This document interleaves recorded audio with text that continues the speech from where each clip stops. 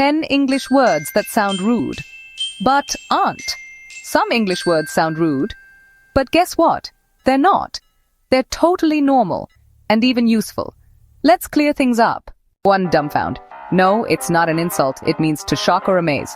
The news dumbfounded me. Sounds like dumb, but not rude at all. Too pushy. This means someone is aggressive or too forceful. Not polite, but not a swear word.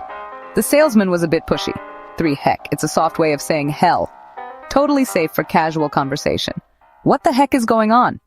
Nitpick, not picking bugs. It means to find tiny mistakes. Stop nitpicking. It's fine. 5. Suck. Yes, it can sound rude, but it's common slang for something bad. That movie sucked. Avoid informal settings, but fine with friends. 6. Butt in sounds weird, but it means to interrupt. Don't butt in when someone's speaking. 7. Lame means boring or weak. Not offensive in most contexts. That excuse was lame. 8. Cheesy. Not about cheese. It means overly emotional or fake. That ad was so cheesy. 9. Snub means to ignore or reject someone. He snubbed me at the party. Crap. Mild slang for bad or nonsense. That's a bunch of crap. Still casual.